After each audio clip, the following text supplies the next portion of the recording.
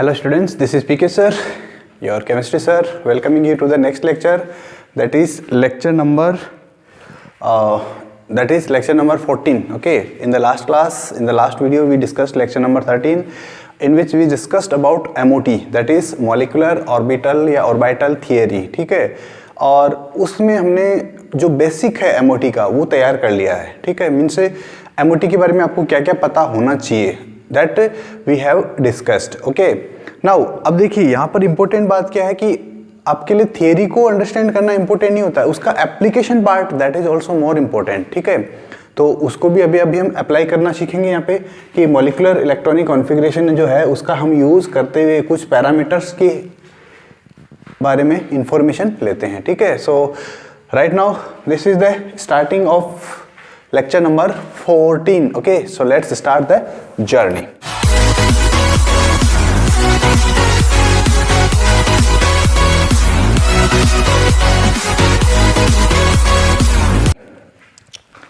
देखिए, पहली बात तो ये है कि मॉलिक्यूलर ऑर्बिटल जो थियरी है उसकी हमें ज़रूरत क्यों पड़ती है. Why do we need molecular orbital theory? ठीक है, ऑफ कोर्स मॉलिक्यूल जो होता है उसकी स्ट्रक्चर से रिगार्डिंग कोई इन्फॉर्मेशन होती है उसको बताता है ये. ठीक है, अब हमने देखा था मॉर्निंग में या जो आपका लास्ट क्लास था उसमें हमने जो मॉलिक्यूलर ऑर्बिटल्स होते हैं उनकी इंक्रीजिंग ऑर्डर जो होती है उसके बारे में हमें पता है. मॉलिक्यूलर ऑर्बिटल्स जो होता है उनकी जो एनर्जी होती है उसका इंक्रीजिंग या डिक्रीजिंग ऑर्डर पता होना चाहिए आपको. ठीक है, सबसे पहले सिग्मा 1s, ठीक है, उसके बाद में सिग्मा स्टार 1s, फिर उसके बाद में सिग्मा 2s के बाद में सिग्मा स्टार 2s, फिर उसके बाद में सिग्मा. अब देखिए यहाँ पर मैंने आपको बताया था एक एक्सेप्शन. ठीक है, तो वो जो एक्सेप्शन है वो भी आपको याद रखना है. ठीक है, और वो जो एक्सेप्शन है वो क्या है, ऑक्सीजन और नाइट्रोजन का. ठीक है, 2px जो होते हैं 2px और 2py जो होते हैं वो हमेशा पाई बॉन्ड बनाते हैं, यानी कि उनका जो ऑर्बिटल होता है उसको हम पाई नोटेशन यूज़ करते हैं. ठीक है, यहाँ पर भी पाई आएगा तो इसको भी मैं लिख देता हूँ यहाँ पे, pi 2px that is equal to pi 2py. Correct. इसके बाद में आता है आपका सिग्मा 2pz. ठीक है, और उसके बाद में नेक्स्ट उसके बाद में आता है पाई स्टार. ठीक है, pi star 2px that is equal to pi star 2py, and then in the last it is 2pz that is sigma star 2pz. ठीक है, this is the order which we have to follow for elements like hydrogen, helium, lithium, beryllium, boron, carbon, nitrogen, up to nitrogen आपको ये follow करना है. ठीक है, और जैसे ही आप ऑक्सीजन और फ्लोरीन की बात करते हैं तो यहाँ पर आपको थोड़ा सा चेंज करना है इन दोनों में. ठीक है, इसको आपको इधर ले आना है और ये इधर आ जाएगा. करेक्ट. क्यों होता है, that is experimentally decided. Now हमें उसके बारे में नहीं सोचना है कि ऐसा क्यों होता है. इस इलेक्ट्रॉनिक कॉन्फ़िगरेशन को आपको अप्लाई करना आना चाहिए. करेक्ट. अब मॉलिक्यूल है तो मॉलिक्यूल के अंदर एटम्स होंगे तो उनके पास में क्या होंगे, इलेक्ट्रॉन्स होंगे, और अगर इलेक्ट्रॉन्स होंगे तो मॉलिक्यूल है, एटम्स हैं, इलेक्ट्रॉन्स हैं, तो हमें क्या है किसी एक मॉलिक्यूल के अंदर टोटल कितने इलेक्ट्रॉन है वो आपको पता होना चाहिए. ठीक है, और उन टोटल इलेक्ट्रॉन जो है उसी के बेसिस पे हम क्या करते हैं, कुछ मॉलिक्यूल्स के पैरामीटर्स होते हैं उसके बेसिस पे हम उन पैरामीटर्स की बात करते हैं. ठीक है, सो सबसे पहले देखिए मॉलिक्यूल्स का जो इलेक्ट्रॉनिक कॉन्फ़िगरेशन होता है वो हमें इंफॉर्मेशन देता है मॉलिक्यूल की स्टेबिलिटी के बारे में, यानी कि we can talk about stability of molecule की स्टेबिलिटी के बारे में हम बात कर सकते हैं. ठीक है, कैसे करेंगे, देखिए एक सिंपल सा फॉर्मूला होता है बॉन्ड ऑर्डर कैलकुलेट करने के लिए. सिंपल सा फॉर्मूला होता है, चलिए वो बाद में बात कर लेंगे. हम यहाँ पर एक नोटेशन में यूज़ कर रहा हूँ, एक होता है NB और एक होता है Na. ठीक है, ये सोडियम वाला Na नहीं है. NB का मतलब होता है नंबर ऑफ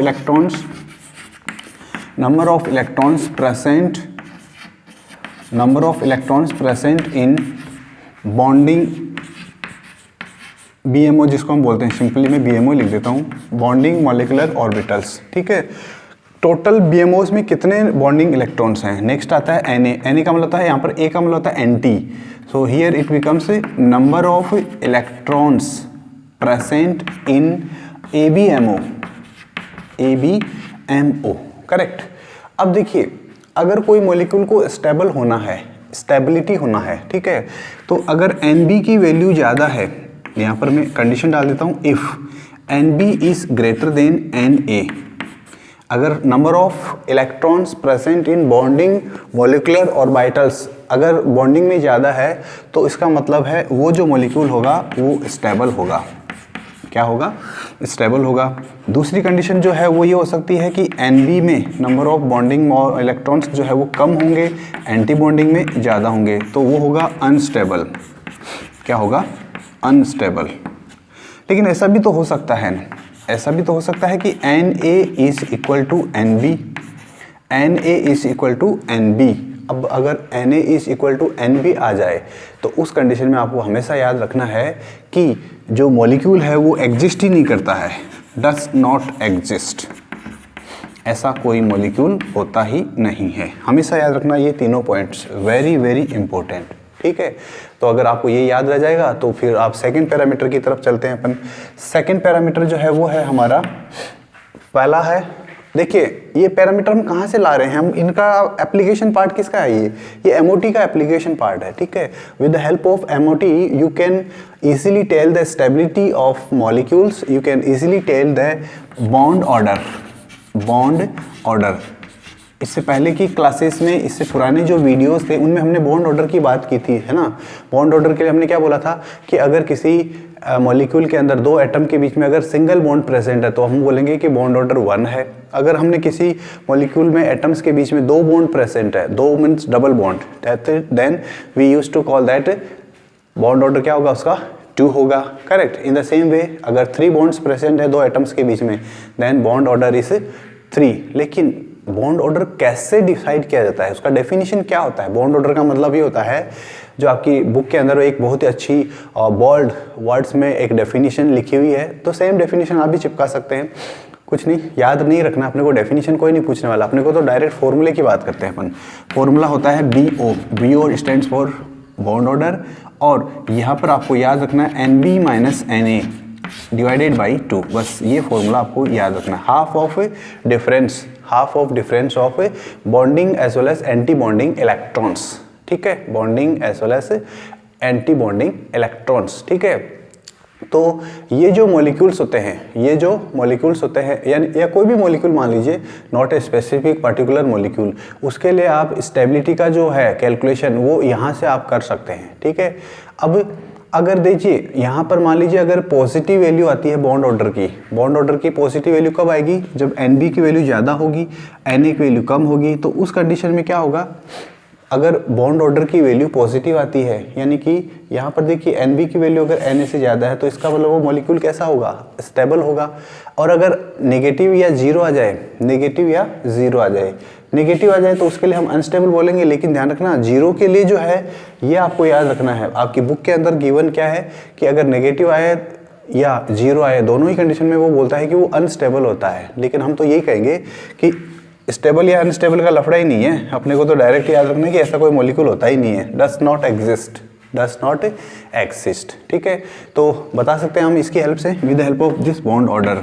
नेक्स्ट बात आता है बॉन्ड का नेचर ऑफ द बॉन्ड, कि भाई इससे नेचर ऑफ बॉन्ड कैसे पता चलता है। नेचर ऑफ बॉन्ड, देखिए सिंपल सा कॉन्सेप्ट है, अगर बॉन्ड ऑर्डर 1 है तो इसका मतलब है सिंगल बॉन्ड है, ये तो हम पहले से जानते हैं, ये कोई बड़ी बात नहीं है हमारे लिए। अगर बॉन्ड ऑर्डर की वैल्यू 2 है then it is double bond, this is double bond. और अगर बॉन्ड ऑर्डर की वैल्यू अगर 3 है then it means it is a triple bond, तो कितना ईजी है, इसमें क्या बताने की बात है, जानते हैं हम। अब एक हमारा पुराना रिलेशन, सिर्फ एक फॉर्मूला पुराना जो हमने बात किया था बहुत ही पहले, और उस फॉर्मूले को मैं यहाँ लिख देता हूँ नंबर 4। और पैरामीटर का नाम तो है एक्चुअली बॉन्ड लेंथ, पैरामीटर का नाम तो क्या है, बॉन्ड लेंथ, ठीक है। देखिए बॉन्ड लेंथ, बॉन्ड स्टेबिलिटी या बॉन्ड का स्ट्रेंथ और बॉन्ड ऑर्डर, इनमें क्या रिलेशन होता है, ठीक है। जैसे जैसे बॉन्ड ऑर्डर इंक्रीज होगा उसका बॉन्ड लेंथ डिक्रीज होगा। तो यहाँ पर क्या याद रखना है आपको, bond order is inversely proportional to bond length. यहाँ पे मैं BL का मतलब यहाँ पर क्या लिख रहा हूँ, बॉन्ड लेंथ। ये फॉर्मूला आपको याद रखना है। अब बॉन्ड ऑर्डर के साथ में एक और कनेक्ट कर दो आप, कौन सा वाला, बॉन्ड स्ट्रेंथ। बॉन्ड स्ट्रेंथ, जितना ज़्यादा बॉन्ड ऑर्डर होगा, स्ट्रेंथ STRENG, स्ट्रेंथ भाई देख लेना, TH आता है। Bond order is directly proportional to bond strength. जितना ज़्यादा बॉन्ड ऑर्डर होगा उसका बॉन्ड का स्ट्रेंथ उतना ही ज़्यादा होगा। ये था आपका नंबर 4 प्रॉपर्टी। नंबर 5 पैरामीटर देखिए, मैग्नेटिक नेचर। ये सबसे इम्पोर्टेंट है, जिसके बारे में बहुत बार क्वेश्चन पूछा गया है। मैग्नेटिक बिहेवियर बोल दो, नेचर बोल दो, प्रॉपर्टी बोल दो, कुछ भी बोल दो, आपको बस समझ में आना चाहिए। मैग्नेटिक प्रॉपर्टी बोल दो या मैग्नेटिक बिहेवियर बोल दो, बात सब एक ही है। बस आपको इम्पोर्टेंट ये है कि समझ में आ जाना चाहिए कि कहना क्या चाहता है एग्जामिनर। ठीक है, देखिए अगर सभी मॉलिक्यूलर ऑर्बिटल्स जो होते हैं उनके अंदर सभी इलेक्ट्रॉन्स अगर पेयर में हैं, सभी मॉलिक्यूलर ऑर्बिटल्स में, ध्यान से सुनिएगा, बॉन्डिंग BMO और ABMO की बात नहीं कर रहा हूँ मैं, सबकी बात कर रहा हूँ।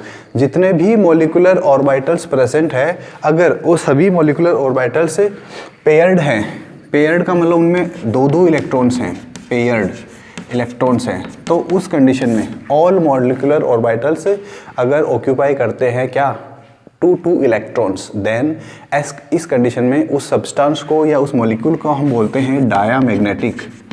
डायामैग्नेटिक। अब ये डायामैग्नेटिक क्या होता है भाई, इसका क्या मीनिंग होता है, देखिए कुछ मॉलिक्यूल्स या कुछ सब्सटेंसेस ऐसे होते हैं जो जब उनको आप मैग्नेटिक फील्ड में रखते हैं तो वो मैग्नेटिक फील्ड को रिपेल करते हैं। मैग्नेटिक फील्ड को क्या करते हैं, वो रिपेल करते हैं। अब मैं इसको एक्सप्लेन करता हूँ। देखिए यहाँ पर एक सिंपल सा है, आप लोगों ने पढ़ा होगा, शायद फिजिक्स में ज़रूर पढ़ा होगा, लेकिन फिर भी नहीं पढ़ा तो मैं बता देता हूँ।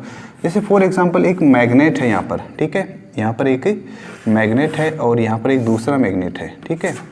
इसका एक नॉर्थ पोल है और इसका एक साउथ पोल है। आप लोगों को पता होगा कि मैग्नेट्स की जो होती है मैग्नेटिक लाइंस या जो मैग्नेटिक फील्ड होता है वो नॉर्थ से एंड उसके हम एग्जिट दिखाते हैं और साउथ की तरफ एंटर करता है, ठीक है, ऐसा होता है। अब जब आप किसी ऐसे सब्सटेंस को जो डायामैग्नेटिक है, जो कैसा है, डायामैग्नेटिक है, जब आप इस दोनों मैग्नेट के बीच में रख दोगे ना, तो ये जो मैग्नेटिक लाइंस होती है ना, इनके अंदर कैसा चेंज आएगा, देखिए दोबारा से मैं दोबारा डायग्राम बना के दिखाता हूँ आपको।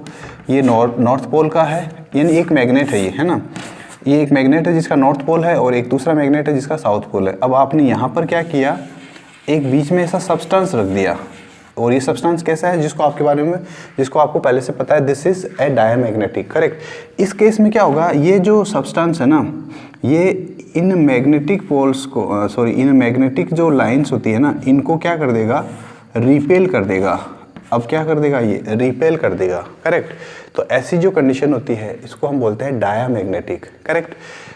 अगर कोई अनपेयर्ड इलेक्ट्रॉन प्रेजेंट है किसी भी ऑर्बिटल में, अनपेयर्ड इलेक्ट्रॉन, अनपेयर्ड का मतलब होता है सिंगल इलेक्ट्रॉन, किसी भी ऑर्बिटल में आपको चेक करना है कि अगर अनपेयर्ड इलेक्ट्रॉन है दैट मीन्स वो होगा पैरामैग्नेटिक।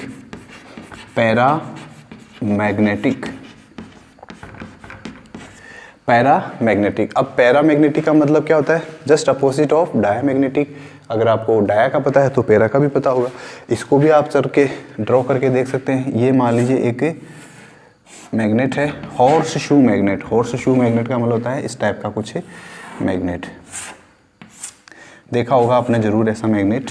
एक मैग्नेट है जिसके 2 पोल है, नॉर्थ पोल और साउथ पोल, ओके। अब आपने क्या किया, यहाँ पर एक सब्सटेंस रखा है और ये जो सब्सटेंस है इसके बारे में आपको पहले से पता है कि ये पैरामैग्नेटिक है।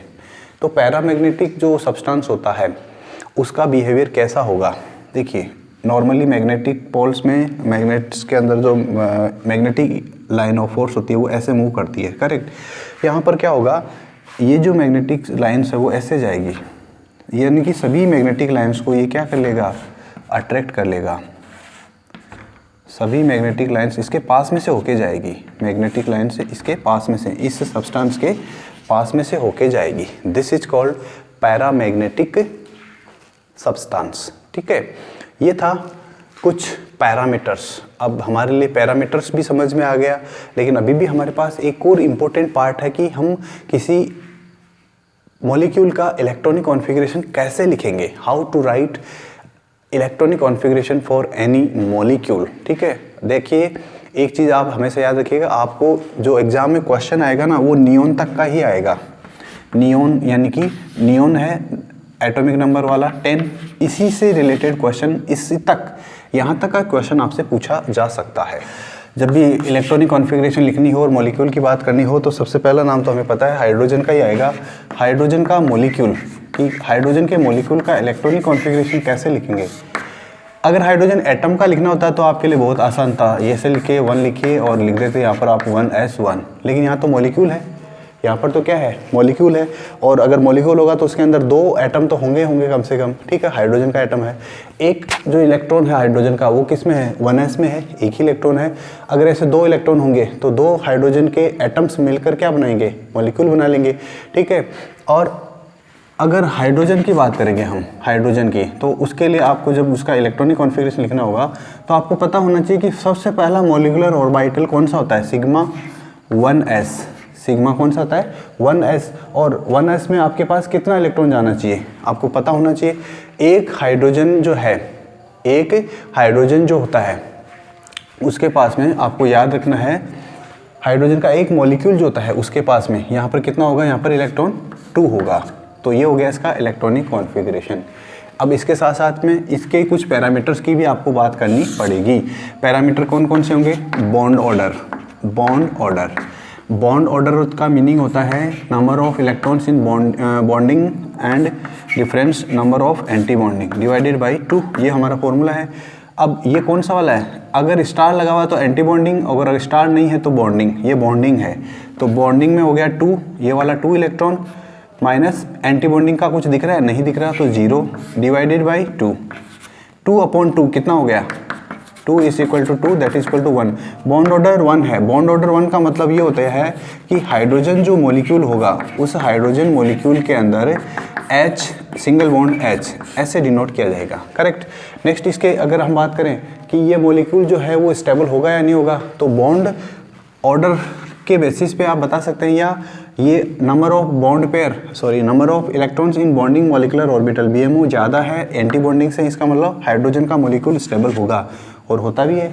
हम जानते हैं हाइड्रोजन का मॉलिक्यूल स्टेबल है और एग्जिस्ट भी करता है, और इतना स्टेबल है कि इसका जो बॉन्ड डिसोसिएशन एंथैल्पी जो होता है वो होता है 438 किलो जूल पर मोल, किलो जूल पर मोल। बहुत ज़्यादा एनर्जी है इसके बॉन्ड को ब्रेक करने के लिए। ठीक है, बॉन्ड लेंथ याद रहे तो ठीक है, नहीं याद रहे तो वो कोई दिक्कत नहीं, कोई क्वेश्चन आपसे ऐसा कुछ पूछा नहीं जाएगा। ठीक है, क्या यहाँ पर मैग्नेटिक नेचर है, मैग्नेटिक बिहेवियर कैसा होगा, क्या एंटी बॉन्डिंग में है, बॉन्डिंग में कोई इलेक्ट्रॉन है जो सिंगल इलेक्ट्रॉन है, यहाँ पे देखिए 2 इलेक्ट्रॉन है, दोनों क्या है, पेयर्ड है, एक साथ है, एक ही ऑर्बिटल में 2 इलेक्ट्रॉन है तो दोनों पेयर ही होंगे। इसका मतलब इसका मैग्नेटिक बिहेवियर कैसा होगा, डायामैग्नेटिक। कैसा होगा, डायामैग्नेटिक। इतनी इंफॉर्मेशन आपको एक एलिमेंट, एक एटम के बारे में, एक मॉलिक्यूल के बारे में जब भी आप उसका इलेक्ट्रॉनिक कॉन्फ़िगरेशन लिखो, इतनी इन्फॉर्मेशन आपको पता होनी चाहिए। इतनी इन्फॉर्मेशन आपको किसी भी मॉलिक्यूल के बारे में अगर इलेक्ट्रॉनिक कॉन्फ़िगरेशन की बात करता है तो ये इतनी इन्फॉर्मेशन आपको पता होनी ही चाहिए। ठीक है, तब आप मान सकते हैं कि yes you have command over this example. Okay, this type of example. चलिए, ये तो थी हाइड्रोजन की बात। अब एक और एग्जाम्पल बात कर लेते हैं हम हीलियम की। हीलियम का मॉलिक्यूल, हीलियम का मॉलिक्यूल होगा तो ऐसा कुछ बनेगा, और उसको हम लिखेंगे ऐसे, हीलियम का मॉलिक्यूल। ठीक है, अगर एक हीलियम एटम होता तो उसके लिए तो आपको कोई दिक्कत ही नहीं थी, ये हो जाता 1s2, 2 इलेक्ट्रॉन है एक हीलियम के पास, तो टोटल कितने इलेक्ट्रॉन, 4 इलेक्ट्रॉन हो जाएंगे इसके पास। ठीक है, अब आपको क्या लिखना है, हीलियम के मॉलिक्यूल का इलेक्ट्रॉनिक कॉन्फ़िगरेशन लिखना है। हीलियम के मॉलिक्यूल का टोटल इलेक्ट्रॉन दिमाग में रखना। पहला ऑर्बिटल है सिग्मा 1s, पहला मॉलिक्यूलर ऑर्बिटल होता है सिग्मा 1s, उसमें 2 इलेक्ट्रॉन दिया आपने। दूसरा ऑर्बिटल होता है सिग्मा स्टार, और वो भी 1s, और उसमें भी आपने कितना इलेक्ट्रॉन दिया, 2 इलेक्ट्रॉन। एक ऑर्बिटल में हमेशा 2 इलेक्ट्रॉन ही आते हैं मैक्सिमम, एक ऑर्बिटल में maximum 2 electron. Here it becomes sigma 1s2 sigma star 1s2। ये तो हो गया इसका इलेक्ट्रॉनिक कॉन्फ़िगरेशन। अब बात करते हैं हम इसके बीओ की। बीओ बोले तो बॉन्डिंग ऑर्डर। बॉन्डिंग ऑर्डर की बात करेंगे तो number of electrons in BMO that is 2 minus number of electrons in anti bonding molecular orbital that is 2 divided by 2। अब देखिए यहाँ पर आता है मज़ा, 0/2, यानी कि बॉन्डिंग ऑर्डर का वैल्यू कितना आ रहा है, 0 के लिए मैंने क्या बताया था, He2 हीलियम का मॉलिक्यूल डज नॉट एग्जिस्ट। कभी ऐसा सुना है कि हीलियम गैस मॉलिक्यूल की फॉर्म में होती है? कभी नहीं होता ऐसा। क्यों? क्योंकि हीलियम को ज़रूरत ही क्या है, मॉलिक्यूल बनाने की। हीलियम का एटम जो होता है that is already sufficiently stable. चलिए ये होगी इसकी बात। अब जो मॉलिक्यूल एग्जिस्ट ही नहीं करता तो उसके बारे में ये सब बातें तो कैसे होगी क्या बताओ आप। जब एग्जिस्ट ही नहीं करता है तो उसके लिए हम क्या बात करें, तो ठीक है हटा देते हैं इसको। अब ये सब तो आप लोग कर लोगे, हाइड्रोजन हो गया, हीलियम हो गया, लिथियम का भी मॉलिक्यूल आप बना के देख लोगे, बेरिलियम का भी मॉलिक्यूल बना के देख लोगे आप, बोरॉन का भी बना लोगे, कार्बन का भी मॉलिक्यूल बना लोगे। कार्बन का मॉलिक्यूल एक इम्पॉर्टेंट एग्जाम्पल है क्योंकि ये एग्जाम में पूछा हुआ है। C2 का मॉलिक्यूल, C2 मॉलिक्यूल यानी कार्बन दूसरे कार्बन के साथ में बना के ऐसा कुछ बनाए, C2 मॉलिक्यूल, तो ये हमारे लिए इम्पोर्टेंट हो जाता है। कैसे इम्पोर्टेंट होता है देखते हैं। सबसे पहले कार्बन की बात करते हैं। कार्बन के पास 6 इलेक्ट्रॉन होता है, 1s2 2s2 2p2, 1s2 2s2 2p2। Covalent bond बनाना है। कोवेलेंट बॉन्ड बनाने के लिए क्या होता है, इसके पास टोटल कितना इलेक्ट्रॉन है, 6 इलेक्ट्रॉन है। C2 मॉलिक्यूल जो होगा उसके पास टोटल कितना होगा, 12 इलेक्ट्रॉन्स। इसका इलेक्ट्रॉनिक कॉन्फ़िगरेशन लिख के देखते हैं हम C2 के लिए। तो कैसे होगा, पहला ऑर्बिटल होता है सिग्मा 1s, फिर दूसरा ऑर्बिटल होता है सिग्मा स्टार 1s, फिर तीसरा ऑर्बिटल होता है सिग्मा 2s, फिर चौथा होता है sigma star 2s। Electrons fill करते जाइए। फर्स्ट में 2 इलेक्ट्रॉन, सेकंड में 2 इलेक्ट्रॉन, थर्ड में 2 इलेक्ट्रॉन, फोर्थ में 2 इलेक्ट्रॉन। यहाँ तक तो कोई दिक्कत नहीं आएगी शायद, उम्मीद है। अब इसके बाद में किसका नंबर आता है, पाई वाले का। पाई में कौन सा, 2px is equal to pi 2py, क्योंकि इन दोनों की एनर्जी इक्वल होती है। आपके पास अब तक 8 इलेक्ट्रॉन्स कंप्लीट हो चुके हैं, आपके पास 4 इलेक्ट्रॉन्स प्रेजेंट है। पहला इलेक्ट्रॉन इसको दिया, दूसरा इलेक्ट्रॉन इसको दिया, ओके, तीसरा इलेक्ट्रॉन इसको दिया, फोर्थ इलेक्ट्रॉन इसको दिया। इसका मतलब जो है आपको यहाँ पे दिखाना क्या है, 2 इलेक्ट्रॉन इसके पास और 2 इलेक्ट्रॉन इसके पास, ये आपको याद रखना है, ठीक है। टोटल इलेक्ट्रॉन काउंट करके देख लिए, 2 2 2, टोटल 12 हो गया। इसका मतलब ये हो गया काम। अब हमें क्या करना है, इसका बॉन्ड ऑर्डर कैलकुलेट करना है। बॉन्ड ऑर्डर के लिए क्या होता है, NB minus Na divided by 2। NB का मतलब number of electrons in bonding orbital, BMO बोल दीजिए सिंपली। 2 4 4 4 8 4 4 8 8 हो गया। टोटल 12 है, तो यहाँ पे आप आंख बंद करके इन दोनों का टोटल 12 होना चाहिए बस। तो वैसे भी देख सकते हो ये दोनों जो हैं, ये दोनों क्या हैं, एंटी बॉन्डिंग मॉलिक्यूलर ऑर्बिटल है, ठीक है। Divided by 2 that becomes 4/2 that is equal to 2। यानी कि इसका मतलब क्या हो गया, कार्बन के बीच में डबल बॉन्ड प्रेजेंट होता है जब कार्बन का मॉलिक्यूल बनता है, करेक्ट। लेकिन जो बॉन्ड ऑर्डर होता है, क्या उससे उसकी डायमैग्नेटिक नेचर को हम बता सकते हैं, मैग्नेटिक बिहेवियर जो होता है, मैग्नेटिक नेचर जो होता है, तो इसके अकॉर्डिंग देखेंगे तो कहीं पर भी सिंगल इलेक्ट्रॉन प्रेजेंट नहीं है। तो इसका मतलब तो कैसा हो गया, ये डायमैग्नेटिक हो गया, डायामैग्नेटिक, दिस इज डायामैग्नेटिक। ये तो हो गया इसका डायामैग्नेटिक। लेकिन वेपर फेज में होता है ऐसा, ठीक है। तो ये जो दोनों इलेक्ट्रॉन होते हैं, ये एक इम्पोर्टेंट बात है कि कार्बन का जो मॉलिक्यूल होता है उसके अंदर जो डबल बॉन्ड होता है उसमें दोनों ही पाई बॉन्ड होते हैं, because of 2 pi molecular orbitals. 2 pi molecular orbitals ये रहे, देखिए 2 पाई मॉलिक्यूलर ऑर्बिटल्स। तो यहाँ पर क्या होता है, दोनों ही ये पाई बॉन्ड होते हैं, ये C और ये C, हम पहले ऐसे बोलते थे कि जो है कार्बन, जो हम ऐसा बोलते थे कि फर्स्ट बॉन्ड जो बनता है, फर्स्ट बॉन्ड जो बनता है वो हमेशा सिग्मा बॉन्ड होता है, और सेकंड बॉन्ड जो बनता है वो पाई बॉन्ड, और थर्ड बॉन्ड जो होता है वो भी pi bond. But exceptional, this is exceptional, ये एक एक्सेप्शनल केस है जहाँ पर आपको याद रखना है कि पहला बॉन्ड जो है वो भी पाई बॉन्ड है, और दूसरा बॉन्ड भी, दूसरा जो बॉन्ड बनने वाला जो कोवेलेंट बॉन्ड है that is also a pi bond. तो एक्सेप्शंस हमारे लिए हमेशा ही इम्पोर्टेंट होते हैं, exceptions are always important for us, ठीक है। अब देखिए बॉन्ड ऑर्डर की बात हो गई, ठीक है।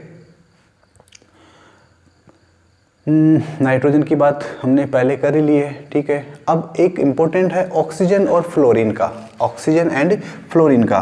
तो देखिए ऑक्सीजन और फ्लोरीन के लिए आपको एक अलग से इलेक्ट्रॉनिक कॉन्फ़िगरेशन के बारे में बताया था कि उनका जो मॉलिक्यूलर बिहेवियर होता है वो अलग टाइप का होता है। मॉलिक्यूलर इलेक्ट्रॉनिक कॉन्फ़िगरेशन के लिए उनके लिए जो मॉलिक्यूलर ऑर्बिटल्स का जो एनर्जी लेवल होता है, इंक्रीजिंग या डिक्रीजिंग का जो ऑर्डर होता है वो थोड़ा सा अलग टाइप का होता है, तो उसको आपको याद रखना है। और वो जो एग्जाम्पल है आपको ये करना है, एक छोटा सा आप लोगों के लिए एक असाइनमेंट दे रहा हूँ, चलिए देखते हैं कितने लोग कर पाते हैं इसको। असाइनमेंट सिंपल सा यही है कि आपको मॉलिक्यूलर इलेक्ट्रॉनिक कॉन्फ़िगरेशन लिखना है ऑक्सीजन और फ्लोराइन का, और एक और लिख दीजिए नियोन का। इन तीन एलिमेंट्स का आपको मॉलिक्यूलर इलेक्ट्रॉनिक कॉन्फ़िगरेशन लिखना है, ठीक है। उम्मीद है आप लोग लिखेंगे। देखिए अगर आप प्रैक्टिस करेंगे तो that is better for you, that is better for you, okay. तो इसलिए हमेशा याद रखिएगा जो भी आपको प्रैक्टिस के लिए क्वेश्चन दिया जाए उसको कभी भी मिस मत कीजिए, ठीक है। बिकॉज मैं आपको रियलिटी बता रहा हूँ। देखिए जब आपको कोई टीचर आपको कोई असाइनमेंट हैंड ओवर करता है, जब आपको कोई असाइनमेंट दिया जाता है और जब आप उस असाइनमेंट को क्या बोलते हैं विद इन टाइम या ऑन द टाइम सबमिट कर देते हैं, चाहे से गलत हो या सही हो, दैट डजंट मैटर। तो टीचर की जो है नज़र में आपकी जो एक इमेज है वो पॉजिटिव इमेज बनती है, ठीक है। आप इंटेलिजेंट हो या ना हो इट डजंट मैटर, उससे कोई फ़र्क नहीं पड़ता कि आप इंटेलिजेंट हो या नहीं हो, लेकिन एक इम्पोर्टेंट इमेज बनेगा आपका। क्या टीचर ये सोचेगा कि यस ये लड़का सिंसियर है, डिसिप्लिन है, जो काम देते हैं वो टाइम पे सबमिट तो करता है, अब गलत करता है या सही करता है दैट डजंट मैटर।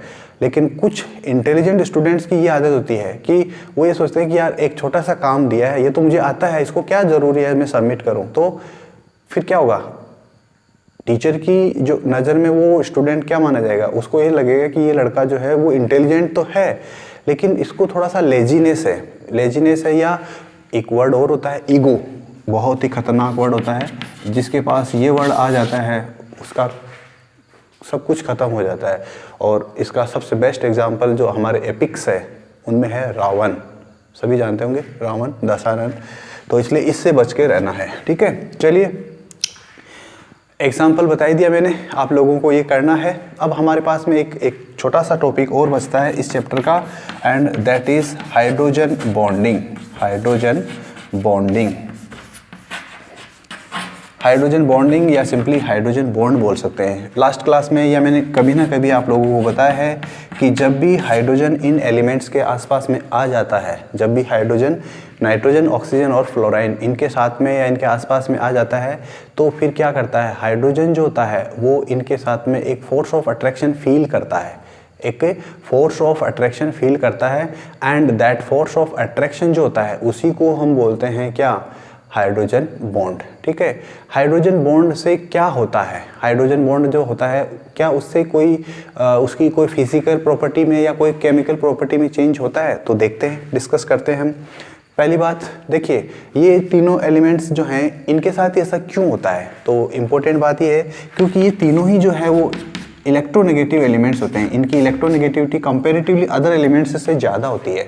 नाइट्रोजन की बात कर लीजिए, ऑक्सीजन की बात कर लीजिए या फ्लोराइन की बात कर लीजिए। क्वेश्चन ये है कि ये कौन से पीरियड के एलिमेंट्स हैं, आप लोगों के लिए क्वेश्चन है कि ये तीनों ही जो हैं वो कौन से पीरियड के, एमपीटी जो है हमारा मॉडर्न पीरियोडिक टेबल, उसके अकॉर्डिंग ये कौन से वाले पीरियड के मेंबर्स हैं, ठीक है। तो जब हाइड्रोजन इनके आसपास में आ जाता है तो उस कंडीशन में क्या होता है, हाइड्रोजन जो है वो क्या बना लेता है, इन एलिमेंट्स के साथ में एक फोर्स ऑफ अट्रैक्शन फील करता है, and that force of attraction is called hydrogen bond, okay. एक प्रकार का ये कोवेलेंट बॉन्ड बनाता है, कोवेलेंट बॉन्ड बनाता है। सॉरी, एक प्रकार का फोर्स ऑफ अट्रैक्शन है। It is not a covalent bond, it is not a covalent bond, ठीक है। और ये जो बॉन्ड है इसको हाइड्रोजन बॉन्ड बोलते हैं। और ध्यान रखिएगा ये हाइड्रोजन बॉन्ड जो होता है वो कोवेलेंट बॉन्ड से वीकर होता है, उससे थोड़ा सा उसका जो बॉन्ड स्ट्रेंथ है वो कम होता है। आप इसको एक्सप्लेन कर सकते हैं, जैसे मान लीजिए आपके पास में है नाइट्रोजन, सॉरी ये तो हो गया आपका, हम चलिए इसको दोबारा से मैं वाटर के मॉलिक्यूल से एक्सप्लेन कर देता हूँ। ये है आपका वाटर और उसमें ऐसा कुछ होता है, ऑक्सीजन है, हाइड्रोजन है। आपको ये भी पता होगा कि ये जो ऑक्सीजन होता है इस ऑक्सीजन के ऊपर लोन पेयर ऑफ इलेक्ट्रॉन होता है। ऑक्सीजन के ऊपर क्या होता है? लोन पेयर ऑफ इलेक्ट्रॉन होता है, ठीक है। अब एक और मॉलिक्यूल है आपके पास हाइड्रोजन, इसका वाटर का एक और मॉलिक्यूल है वाटर का। ये हाइड्रोजन जो है इस देखिए इसके अंदर यहाँ पर ये जो लोन पेयर है, ये लोन पेयर जो है ये क्या करता है, इस बॉन्ड के जो इलेक्ट्रॉन्स होते हैं, कौन से वाले बॉन्ड के, इस बॉन्ड के जो इलेक्ट्रॉन्स होते हैं, इन इलेक्ट्रॉन्स को ये ऑक्सीजन जो है वो अपनी तरफ खींचता है। ये जो ऑक्सीजन अपनी तरफ खींचता है तो इस H के ऊपर एक पार्शियल नेगेटिव चार्ज आ जाता है, ओके। इसके पास सॉरी पार्शियल पॉजिटिव चार्ज आता है, यानी कि इसके पास इलेक्ट्रॉन का डेफिशिएंसी हो गया। अगर ये मॉलिक्यूल इसके आसपास में है तो ये क्या करेगा, इसके साथ में थोड़ा सा पास में चला जाएगा और यहाँ पर इस टाइप का एक फोर्स ऑफ अट्रैक्शन जनरेट होता है। This force of attraction is called hydrogen bond, और ये कोवेलेंट बॉन्ड से थोड़ा सा वीक होता है, ओके। ऐसे करते करते क्या होता है, बहुत सारे मॉलिक्यूल्स आपस में इस फोर्स ऑफ अट्रैक्शन से जुड़ जाते हैं, ठीक है। एक और एग्जाम्पल देखिए, एफ के पास में तो 3 लोन पेयर ऑफ इलेक्ट्रॉन होते हैं, एफ के पास में तो 3 लोन पेयर ऑफ इलेक्ट्रॉन होते हैं। इसी के जैसा एक और एग्जांपल देखिए, ये है एच और ये है एफ। फ्लोरीन आदत से मजबूर है, इलेक्ट्रॉन दिखना चाहिए, इलेक्ट्रॉन दिखते ही उसको अपनी ओर खींचेगा, यानी कि इस कोवेलेंट बॉन्ड के इलेक्ट्रॉन को अपनी ओर खींचेगा। तो इसके ऊपर पार्शियल पॉजिटिव चार्ज आएगा। बेचारा हाइड्रोजन है, हाइड्रोजन हमेशा ही बेचारा रहता है, क्यों? क्योंकि हर कोई इसका इलेक्ट्रॉन छीन लेता है, हाइड्रोजन का इलेक्ट्रॉन हर कोई छीन लेता है, ठीक है, क्योंकि इलेक्ट्रोनेगेटिविटी बहुत सारे की कम है। तो हाइड्रोजन के ऊपर पॉजिटिव चार्ज आ गया। अब हाइड्रोजन के ऊपर पॉजिटिव चार्ज है, इस फ्लोरीन मॉलिक्यूल के ऊपर इलेक्ट्रॉन खूब ज़्यादा है। हाइड्रोजन को इलेक्ट्रॉन चाहिए, क्योंकि इलेक्ट्रॉन के बिना कोई जिंदा नहीं रह सकता। तो क्या करेगा ये इसके पास में आएगा और यहाँ पर ऐसा एक बॉन्ड बना लेगा। HF मॉलिक्यूल्स का ऐसा होता है। ऐसे ही अमोनिया में भी होता है, सेम स्ट्रक्चर जो है वो अमोनिया में भी बनाई जा सकती है, ठीक है। सबसे ज़्यादा हाइड्रोजन बॉन्डिंग जो है वो अमोनिया में ही होती है, क्यों? क्योंकि हाइड्रोजन जो है नाइट्रोजन अमोनिया के अंदर जो है वो 3 हाइड्रोजन एटम्स होते हैं। एक ही नाइट्रोजन एटम के पास में 3 एटम्स होते हैं, ठीक है। तो इसलिए जो अमोनिया है वो ज़्यादा उसका मोलिकुलर जो होता है, क्या बोलते हैं, क्या बोलेंगे उसको, मैग्नीट्यूड, हाइड्रोजन बॉन्ड का जो मैग्नीट्यूड होता है ना वो सबसे ज़्यादा होता है, ठीक है। चलिए ये बातें तो आप लोग याद कर ही लेंगे, खैर उम्मीद है मुझे। अब देखिए एक इम्पोर्टेंट आपकी बुक के अंदर एक टेबल बनाया हुआ है, आपकी बुक के अंदर एक टेबल बनाया हुआ है, और ये जो टेबल है ये आप लोगों को याद रखना है भाई। याद रखना इसलिए है क्योंकि इसके अंदर आपको सारे इलेक्ट्रॉनिक कॉन्फ़िगरेशंस एक साथ लिखे हुए हैं, इलेक्ट्रॉनिक कॉन्फ़िगरेशन, और टेबल का नंबर है 4.21। टेबल का नंबर क्या है? 4.21। अच्छे से तैयार कर लीजिएगा इस टेबल को। वैसे तो मैंने असाइनमेंट दे ही दिया है यहाँ पर इन तीनों का इलेक्ट्रॉनिक कॉन्फ़िगरेशन लिखने के लिए। हाइड्रोजन बॉन्डिंग की डेफिनेशन की बात करें तो आपकी बुक के अंदर बहुत ही अच्छी सुंदर हैंडराइटिंग में लिखी हुई है हाइड्रोजन बॉन्डिंग की डेफिनेशन। आप लोग वहाँ से इसको तैयार कर सकते हैं, कोई पूछने वाला नहीं है, ठीक है। क्वेश्चन तो यही है कि हाइड्रोजन बॉन्ड का फॉर्मेशन होता है तो क्यों होता है, करेक्ट। तो जब भी हाइड्रोजन किसी हाईली इलेक्ट्रोनेगेटिव एलिमेंट के साथ में जुड़ा हुआ होता है तो ये जो हाईली इलेक्ट्रोनेगेटिव एलिमेंट होता है ये क्या करता है, उस कोवेलेंट बॉन्ड के जो इलेक्ट्रॉन्स होते हैं उनको अपनी ओर खींच लेता है। ये अपनी ओर क्या करता है, खींच लेता है। उससे क्या होता है, हाइड्रोजन जो होता है उसके ऊपर पार्शियल पॉजिटिव चार्ज आ जाता है, और ये पार्शियल पॉजिटिव चार्ज जो है वो हाइड्रोजन को बहुत परेशान करता है, करेक्ट। हाइड्रोजन को इलेक्ट्रॉन चाहिए, इलेक्ट्रॉन के लिए क्या करता है, वो किसी दूसरे मॉलिक्यूल के पास में जाता है और इसके पास इलेक्ट्रॉन दिख जाएगा इसको लोन पेयर की फॉर्म में, ठीक है, या यहाँ पर देख सकते हैं आप लोन पेयर की फॉर्म में, तो बना लेगा उसके साथ एक bond. That bond is called hydrogen bond. ध्यान रखिएगा सॉलिड एक सिंगल लाइन होती है वो तो है कोवेलेंट बॉन्ड, और 3 डॉटेड लाइन उसको हम बोलते हैं हाइड्रोजन बॉन्ड, हाइड्रोजन बॉन्ड। तो ये आपको याद रखना है हाइड्रोजन बॉन्ड का कॉन्सेप्ट क्या होता है, ठीक है। अब देखिए ये तो हो गया कॉन्सेप्ट हाइड्रोजन बॉन्ड का। अब इस हाइड्रोजन बॉन्ड से क्या होता है, जितना ज़्यादा किसी फिजिकल किसी कंपाउंड के अंदर हाइड्रोजन बॉन्ड होता है तो उसका जो मैग्नीट्यूड होता है, उसका मैग्नीट्यूड जो होता है ना, वो उस कंपाउंड की फिजिकल स्टेट को अफेक्ट करता है, ठीक है। जनरली एक ट्रेंड आपको याद रखना है, सॉलिड स्टेट में सबसे ज़्यादा हाइड्रोजन बॉन्डिंग होता है, उसका मैग्नीट्यूड सबसे ज़्यादा होता है, और सबसे कम जो होता है वो होता है गैसियस स्टेट में। क्वेश्चन ये पूछा जा सकता है कि ऐसा क्यों। सिंपल सा लॉजिक है, गैसियस स्टेट के अंदर मॉलिक्यूल्स के बीच का डिस्टेंस बहुत ज़्यादा होता है, मॉलिक्यूल्स के पास इतना टाइम ही नहीं होता है कि वो ऐसा काम कर सके। क्यों? क्योंकि उनकी काइनेटिक एनर्जी गैसियस स्टेट में बहुत ज़्यादा होती है। ये आप लोगों ने केटीजी यानी कि काइनेटिक थियरी ऑफ गैसेस या थर्मोडायनेमिक्स वगैरह में देखा होगा, पढ़ा होगा, ठीक है। फिर भी हम देख लेंगे। और तो गैसियस स्टेट में हाइड्रोजन बॉन्डिंग का मैग्नीट्यूड सबसे कम, सॉलिड स्टेट में तो पार्टिकल्स या जो कॉन्स्टिट्यूएंट पार्टिकल्स होते हैं वो पास में ही होते हैं, बिल्कुल पास में, तो चांसेस ज़्यादा है। तो सिंपल सा लॉजिक है कि जब कोई पास में रहेंगे, जब कोई पास में रहेंगे तो अट्रैक्शन ज़्यादा होता है, और जब दूर चले जाते हैं ना तो वो जो अट्रैक्शन होता है वो कम हो जाता है, और ऐसा डेली लाइफ में भी होता है, ठीक है। जब आप किसी के पास में रहते हैं तो अट्रैक्शन ज़्यादा होता है, और जैसे जैसे आप दूर चले जाते हैं या आपके बीच का जो डिस्टेंस, दूरियां जब बढ़ती जाती है तो अट्रैक्शन जो होता है वो भी क्या होता है, धीरे धीरे कमज़ोर हो जाता है, और एक दिन ऐसा भी आता है कि जब अट्रैक्शन ख़त्म हो जाता है, ठीक है। चलिए, हमें अट्रैक्शन को ख़त्म नहीं करना है, हमें पढ़ना है टाइप्स ऑफ हाइड्रोजन बॉन्डिंग। पहला है इंटर मोलिकुलर, और दूसरा है आपका intra molecular hydrogen bonding. Inter का मतलब होता है दो मॉलिक्यूल्स के बीच में, दो डिफरेंट भी मॉलिक्यूल्स हो सकते हैं और दो सेम मॉलिक्यूल्स भी हो सकते हैं। तो जब दो सेम या डिफरेंट मॉलिक्यूल्स के एटम्स के बीच में जब हाइड्रोजन बॉन्ड का फॉर्मेशन होता है, ठीक है, तो उस कंडीशन में ये जो होता है उसको हम बोलते हैं इंटर मोलिकुलर हाइड्रोजन बॉन्डिंग, ठीक है। लेकिन इंपॉर्टेंट यही है कि ये जो मॉलिक्यूल होते हैं ये सेम भी कंपाउंड के हो सकते हैं और डिफरेंट कंपाउंड के भी हो सकते हैं। जैसे अभी मैंने यहाँ पर जो बताया था, ये जो है एग्जाम्पल, इसमें ध्यान से देखिए, एक मॉलिक्यूल है, एक दूसरा मॉलिक्यूल है, दोनों अलग अलग मॉलिक्यूल है ना, एक वाटर का मॉलिक्यूल, दूसरा वाटर का मॉलिक्यूल, लेकिन मॉलिक्यूल तो अलग अलग है। तो इस टाइप का एग्जाम्पल जो है वो है इंटर, और ये एग्जाम्पल जो है वो भी क्या है, इंटर, ठीक है। तो अब हमें चाहिए एक इंट्रा का एग्जाम्पल बहुत ही इंपॉर्टेंट है, आपको अच्छे से याद रखना है। ये है आपका OH, और ये है आपका नाइट्रोजन, इसके ऊपर होता है एक ऑक्सीजन, और यहाँ पर है double bond, ortho nitrophenol. Intra का एग्जाम्पल बता रहा हूँ। एक ही मॉलिक्यूल के अंदर ये पूरा एक ही कंपाउंड है, इस एक ही कंपाउंड के अंदर हाइड्रोजन और ऑक्सीजन, या नाइट्रोजन और हाइड्रोजन, या फ्लोरीन और H के बीच में अगर कोई हाइड्रोजन बॉन्ड का फॉर्मेशन होता है तो उसको हम बोलेंगे क्या, इंट्रा मोलिकुलर हाइड्रोजन बॉन्डिंग। ध्यान रखिएगा, जब भी हाइड्रोजन बॉन्डिंग कहीं पर भी आपको दिख जाए, अगर लिक्विड स्टेट या गैसियस स्टेट है तो उसका बॉइलिंग पॉइंट इंक्रीज हो जाता है, क्यों? क्योंकि ये लिक्विड फेज में, मान लीजिए ये लिक्विड फेज में है, यानी बहुत सारे मॉलिक्यूल्स, मिलियंस, लाखों मॉलिक्यूल्स हैं एक कंटेनर में, उनके बीच में क्या है, फोर्स ऑफ अट्रैक्शन है, कौन सा, हाइड्रोजन बॉन्ड।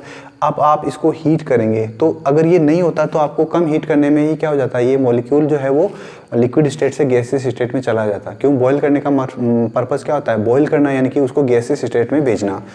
लेकिन ये एक थोड़ा सा एक्स्ट्रा फोर्स अब आपको यहाँ पर प्रेजेंट मिल गया in the form of hydrogen bond. अब आप इसको हीट करेंगे तो थोड़ा सा और ज़्यादा हीट करना पड़ेगा। इसका मीनिंग क्या हो गया, आपका बॉइलिंग पॉइंट, इसका बॉइलिंग पॉइंट इंक्रीज हो जाएगा, करेक्ट। तो बॉइलिंग पॉइंट इंक्रीज हो जाता है, और अगर कोई सॉलिड सब्सटेंस है तो उसका मेल्टिंग पॉइंट इंक्रीज हो जाएगा, ये इफेक्ट होता है किसका, हाइड्रोजन बॉन्ड का, ठीक है। और क्या हो सकता है कि अगर मान लीजिए आपने किसी ऐसा कोई कंपाउंड है, आपने किसी एक कंपाउंड को किसी दूसरे कंपाउंड के अंदर मिक्स किया, किसी एक कंपाउंड को दूसरे कंपाउंड में मिक्स किया, और अगर उन दोनों कंपाउंड्स में आपस में अगर हाइड्रोजन बॉन्ड बन गया, हाइड्रोजन बॉन्ड बन गया तो उस कंडीशन में क्या होंगे, वो दोनों कंपाउंड आपस में एक दूसरे में अच्छे से मिक्स हो जाएंगे, ठीक है। और उसको हम बोलते हैं सोल्यूबिलिटी, सोल्यूबिलिटी, घुलना, आपस में अच्छे से घुल जाएंगे।